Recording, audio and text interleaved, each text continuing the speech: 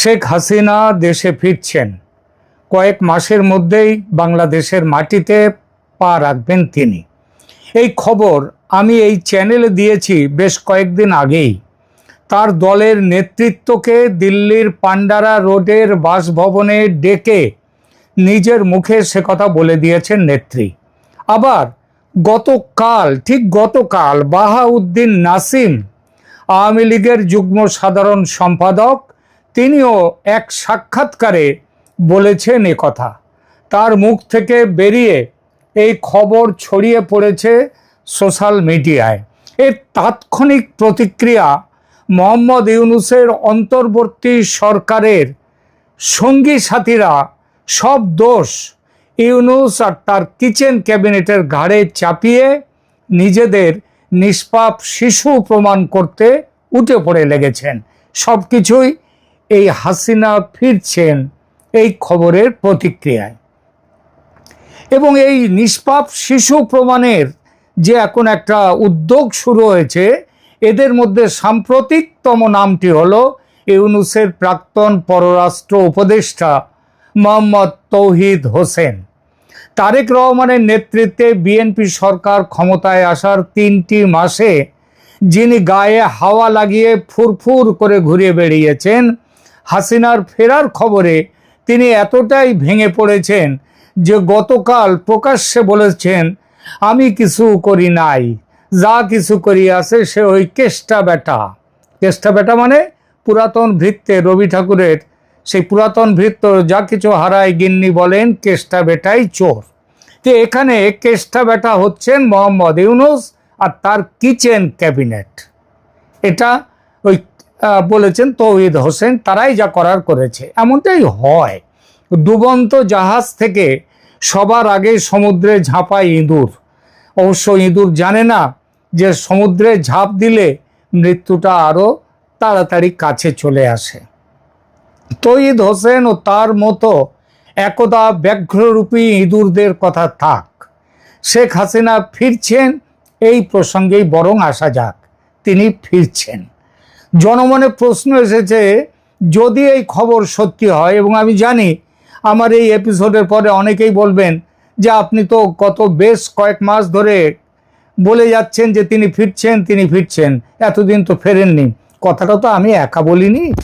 সারা দেশের, আমাদের বাংলাদেশের যারা ইউটিউব করেন, সোশ্যাল মিডিয়া করেন, সংবাদপত্র যারা করেন, সেই মিডিয়ার মানুষজন তারাও একাধিকবার বহুবার বলেছেন শেখ হাসিনা ফিরছেন, তিনি ফিরতে পারেন।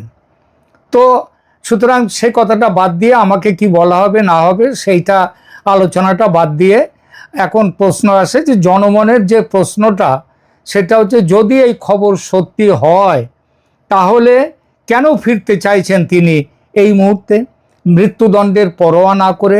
এখনও তো মৃত্যুদণ্ড বহাল আছে, এখনও তো আওয়ামী লীগের উপরে নিষেধাজ্ঞা বহাল আছে।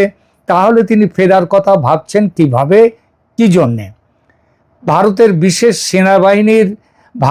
বিশেষ সেনা বিমান নিয়ে আসবে তাকে, নাকি বাংলাদেশ সেনা বিমান যাবে দিল্লিতে, যেমন পৌঁছে দিয়ে এসেছিল তেমনভাবে তাকে ফেরত নিয়ে আসবেন? কিভাবে আনা হবে তাকে? আন্তর্জাতিক বার্তা পেয়েছেন কি শেখ হাসিনা? পেয়ে থাকলে কি বার্তা পেয়েছেন তিনি?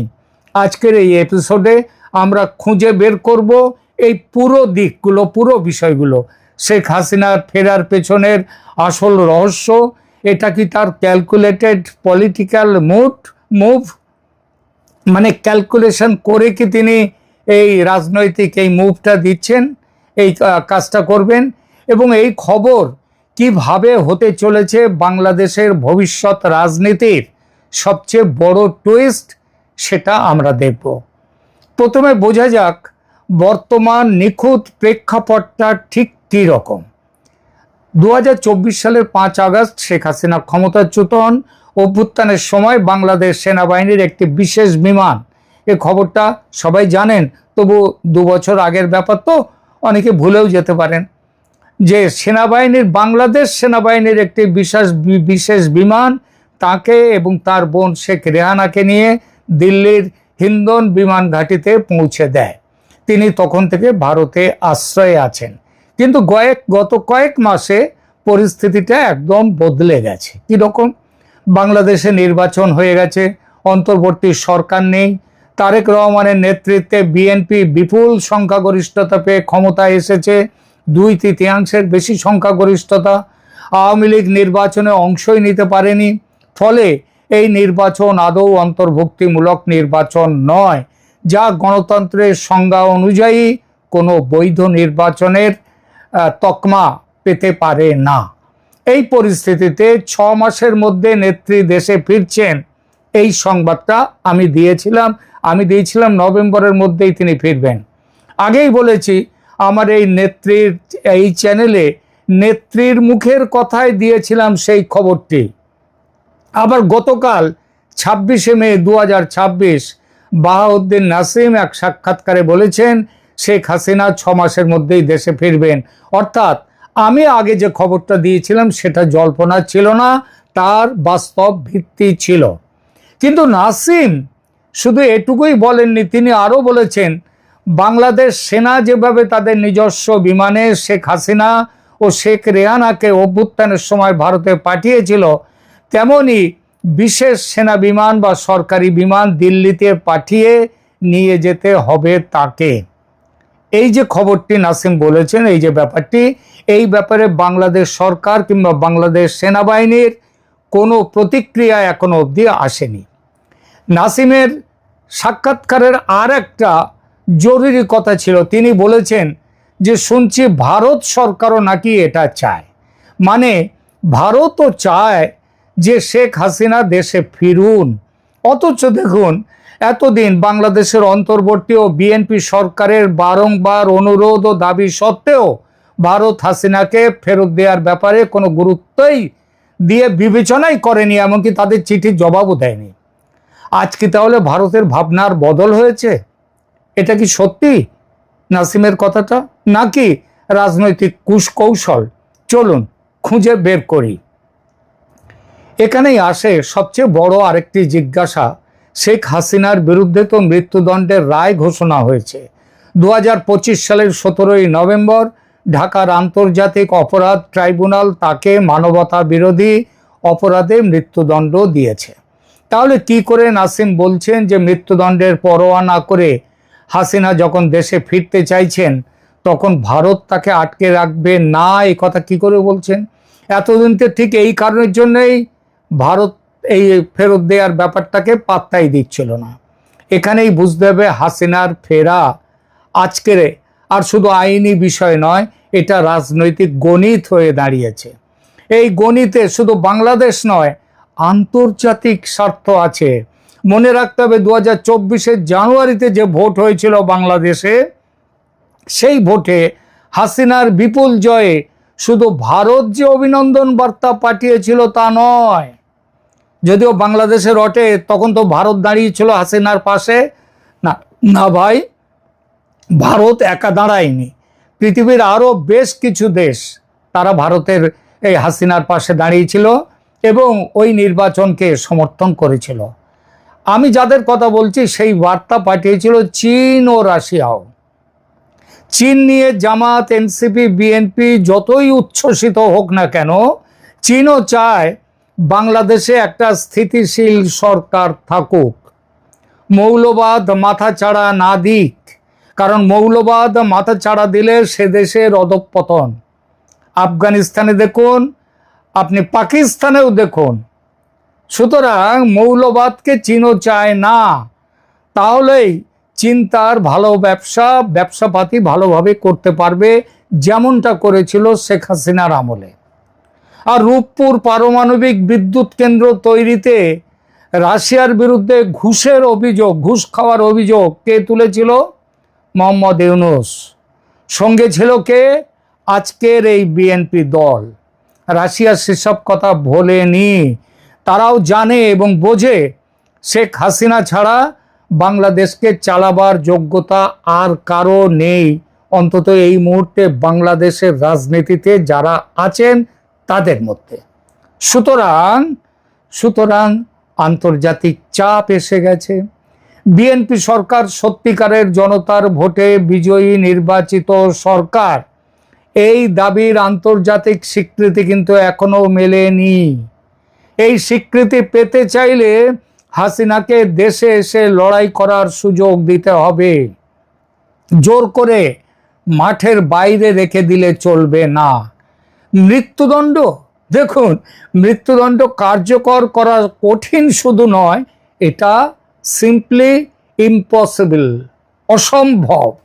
বিশেষ করে যখন বিশ্বের বড় দেশগুলো, যার মধ্যে ভারত তো আছেই, আছে চীন, রাশিয়া, জাপান, আমেরিকা সহ পুরো পশ্চিমী দুনিয়া, তারা গণতান্ত্রিক মানদণ্ডের চাপ দিচ্ছে সবাই বাংলাদেশকে। এমনকি আন্তর্জাতিক অপরাধ ট্রাইব্যুনালের গঠন ও বিচার প্রক্রিয়া নিয়ে প্রশ্ন উঠে গেছে। প্রশ্নের মুখে এসেছে ফেব্রুয়ারির ভোট। তারেকের সরকার যখন অবৈধতার বড়সড় প্রশ্নের মুখে পড়েছে, তখন ঘোষিত মৃত্যুদণ্ড কার্যকর করা অসম্ভব। আর এর নিট রেজাল্ট, বিএনপি সরকারের রাজনৈতিক উপদেষ্টা জাহিদুর রহমান, তার একটি মন্তব্য এই কয়েকদিন আগে তিনি বলেছেন, বিএনপি সরকার শেখ হাসিনার পুনর্বিচারের সুযোগ দেবে। পুরো বিষয়টিতে ভারতের অবস্থান কি? ভারত এখনো প্রত্যর্পণ চুক্তির অধীনে হাসিনাকে ফেরত পাঠানো মেনে নেয়নি। 2013 সালের প্রত্যর্পণ চুক্তিতে কি আছে? যদি অপরাধটি রাজনৈতিক উদ্দেশ্য প্রসূত হয় তবে প্রত্যর্পণ করা যাবে না। ভারত চাইলে চুক্তির এই শর্ত উল্লেখ করে প্রত্যর্পণ দাবি সরাসরি নাকচ করতে পারত যে কোনো সময়, কিন্তু তা না করে ভারত চাইছে শেখ হাসিনা দেশে ফিরুন, শুধু সময়টা তৈরি হোক, মাঠের লড়াইতে তিনি ফিরুন। কারণ ভারত এখন দেখছে এটাই শেখ হাসিনার দেশে ফেরার উত্তম অবসর। কিন্তু নাসিমের দাবি, তিনি কি বলেছেন, ভারত সরকার এটা চায়। এটা কি সত্যি? সরাসরি প্রমাণ নেই, আমিও কোনো সরাসরি প্রমাণ দিতে পারবো না, কারণ ভারত সরকার এ বিষয়ে সরাসরি কোনো কথা বলেনি। কিন্তু ভারত বাংলাদেশে স্থিতিশীলতা চায়, আর হাসিনার ফেরা একমাত্র স্থিতিশীলতা আনতে পারে দেশে। ভারত চায় বাংলাদেশের সঙ্গে সুসম্পর্ক, হাসিনার দেশে ফেরাই একমাত্র সেটা করতে পারে। কারণ এই তারেক রহমানের ঝুড়িতেও কিছু ডিম রেখে, বিএনপির ঝুড়িতে কিছু ডিম রেখে ভারত দেখেছে যে সাপ তার বিষ দাঁত কিন্তু ফেলতে পারে না। ভারত তাই চায় বাংলাদেশের ল্যান্ডস্কেপ থেকে মৌলবাদী সন্ত্রাসী শক্তি বিদায় হোক। হাসিনা দেশে ফিরলে, আওয়ামী লীগ দেশের রাজনীতিতে ফিরলে সেটা সম্ভব হবে। এখন প্রশ্ন, হাসিনা কি ভাবেন যে পরিস্থিতি তার পক্ষে অনুকূল, তাই তিনি দেশে ফিরতে চাইছেন? নাসিম বলেছেন, তার উপর জারি মৃত্যুদণ্ডের পরোয়া না করে হাসিনা এখন দেশে ফিরতে চাইছেন। একথা হাসিনা নিজের মুখেও ইতিপূর্বে বলেছেন, আমি আপনাদেরকে জানিয়েছি। তিনি অক্টোবর-নভেম্বরে তিনি দেশে ফিরবেন। এই ফিরতে চান তিনি, কথাটা খুবই গুরুত্বপূর্ণ। এর আগে রয়টার্স, টাইমস নাওকে দেয়া একাধিক অনলাইন সাক্ষাৎকারে তিনি বলেছেন, দেশে শুধুমাত্র তখনই ফিরবেন যখন আওয়ামী লীগের ওপর থেকে নিষেধাজ্ঞা প্রত্যাহার করা হবে, দেশে বৈধ সরকার থাকবে, স্বাধীন, স্বচ্ছ, অংশগ্রহণমূলক নির্বাচন হবে, আইন শৃঙ্খলা বজায় থাকবে। এই শর্তগুলোই মূলত ছিল তার ফিরে আসার শর্ত। সেগুলোর কোনোটাই পূরণ হয়নি। আওয়ামী লীগের ওপর থেকে নিষেধাজ্ঞা ওঠেনি, অংশগ্রহণমূলক নির্বাচন হয়নি, তারেক সরকার তার কাছে অবৈধ, আইন শৃঙ্খলার পরিস্থিতি নাজুক, তবু তিনি ফিরবেন কেন? কি তার ক্যালকুলেশন? আসা যাক এই প্রশ্নের উত্তরে। শেখ হাসিনা কেন ফিরতে চাইছেন? কেন তিনি মনে করছেন পরিস্থিতি অনুকূল? এখানে আছে 5টি ক্যালকুলেটেড কারণ। এটাই তার ফিরে আসার পিছনের গোপন রহস্য। এই 5টি কারণ শুধু অনুমান নয়, সরাসরি তথ্য সমর্থিত, অর্থাৎ ব্যাকড বাই এভিডেন্স, সাক্ষ্য প্রমাণ সব আছে।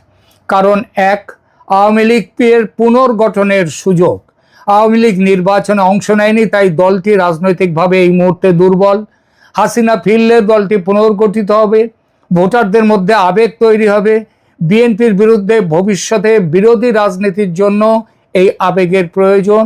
জামাত, এনসিপি সহ মৌলবাদীদের যে স্পেস এখন দেখা যাচ্ছে, সেই স্পেস কমবে।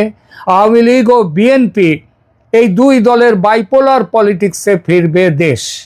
কারণ দুই, ভারতের নীতি পরিবর্তন। বিএনপি ক্ষমতায় আসার প্রেক্ষাপটে ভারতের নীতি পরিবর্তনের সংকেত মিলেছিল।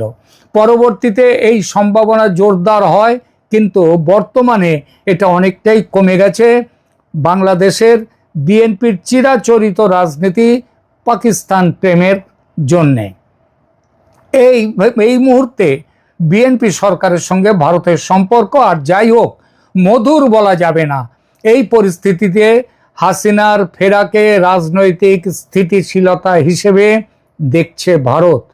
এটা ওই ভারত সরকারও এটা চায় নাসিমের বক্তব্যের সাথে মিলে যায় এই দিক দিয়ে। এর সাথে আছে আন্তর্জাতিক স্বীকৃতির চাপ।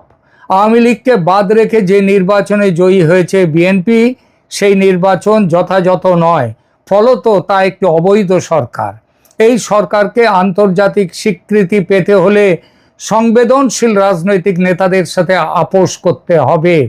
হাসিনা ফিরলে আন্তর্জাতিক সম্প্রদায়ের কাছে কিছু নম্বর পাবে তারেক রহমানের সরকার, এবং আগামী কয়েক মাসের মধ্যে নতুন করে নির্বাচনের ব্যবস্থা করে সেই নির্বাচনের ফলাফলের ভিত্তিতে যে সরকার গঠিত হবে সেই সরকার স্বীকৃতি পাবে আন্তর্জাতিক মহলের।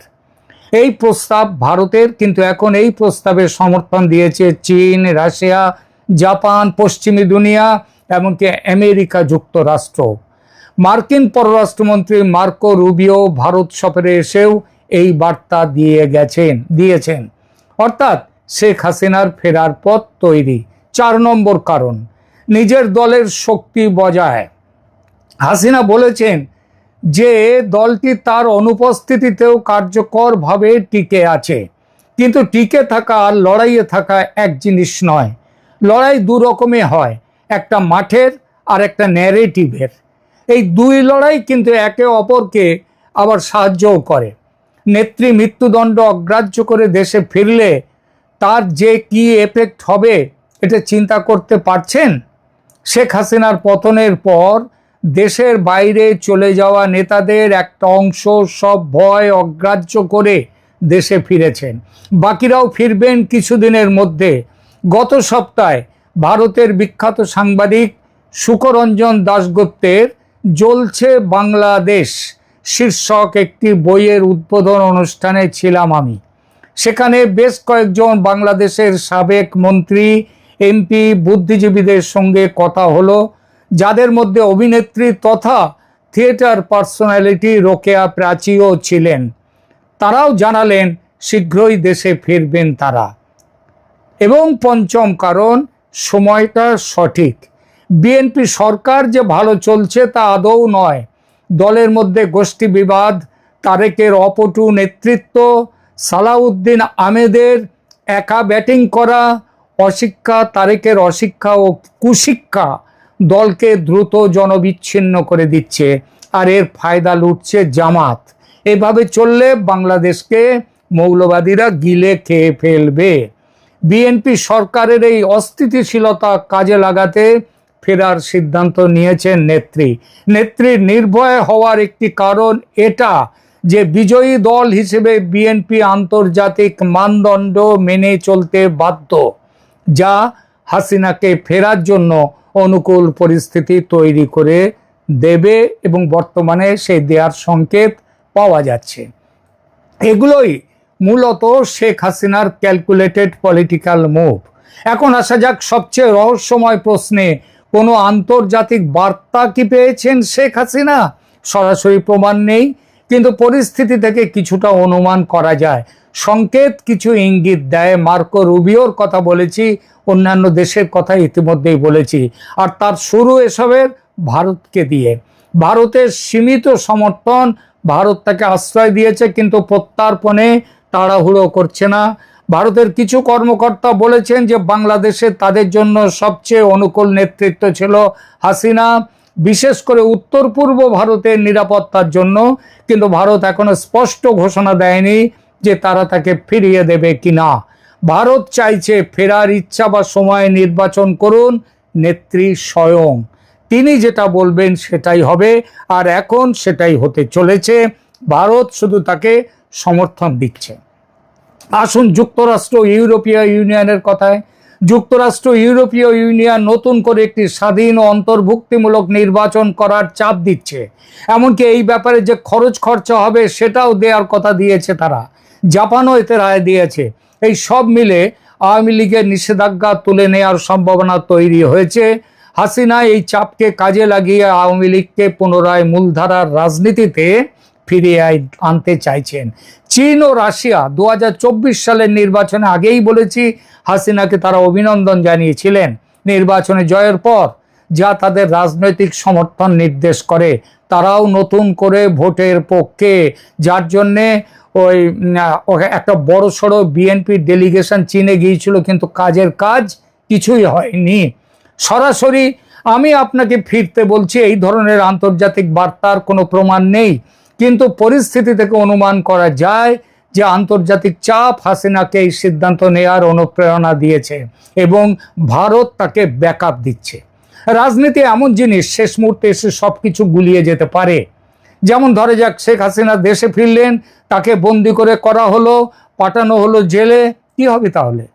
কি হবে আবার? জেলে যাওয়া কি রাজনৈতিক নেতাদের কাছে নতুন কিছু? জেলে গেলে নেতাদের গ্রহণযোগ্যতা কয়েক গুণ বেড়ে যায়। বেশ, তাও নয় হলো, কিন্তু যদি মৃত্যুদণ্ড কার্যকর করতে জেল থেকে ফাঁসি কাটে নিয়ে যাওয়া হয়, জুলফিকার আলী ভুট্টোর মতো যদি সেইটা করা হয়, ইয়াহিয়া খান, যেমন ইয়াহিয়া খান নয়, সরি, জুলফিকার আলী ভুট্টোকে ইয়াহিয়া খান যেভাবে তাকে ঝুলিয়েছিলেন, সেটা হবে না। কারণ ভারত সরকার 2024-এর 5 আগস্টে মূক দর্শক হয়ে বসেছিল না। শেখ হাসিনা ও শেখ রেহানা যে সেদিন জনরোষে ছিন্ন ভিন্ন হননি, সেটা কি এমনি হয়েছিল মনে করেন? ভারত সেদিন তাদের বাঁচিয়ে সুস্থ দেহে ভারতে নিয়ে এসেছিল। 2 বছর প্রধানমন্ত্রীর মর্যাদায় আগলে রেখেছিল, ফাঁসি কাটে তোলার জন্য নয়। সবটাই করেছে দু দেশের মানুষের মধ্যে সম্প্রীতির সম্পর্ক গড়ে তোলার ক্ষেত্রে যার ভূমিকা সবচেয়ে বেশি, তাকে, সেই বন্ধু শেখ হাসিনাকে পাশে রাখার জন্য। বিপদে কোনোদিন কোনো বন্ধুকে ত্যাগ করেনি ভারত, করবেও না। প্রিয় দর্শক, এই হলো শেখ হাসিনার ফিরে আসার পেছনের গোপন ক্যালকুলেটেড মুভ, কারণ তার কথা আপনাদেরকে বললাম। আপনারা কি বলবেন কমেন্ট করে জানান। যদি আমাদের এই আলোচনা ভালো লাগে তাহলে শেয়ার করুন, সাবস্ক্রাইব করুন চ্যানেল ক্যালকাটা ডায়ালগ, পাশে থাকুন। ধন্যবাদ।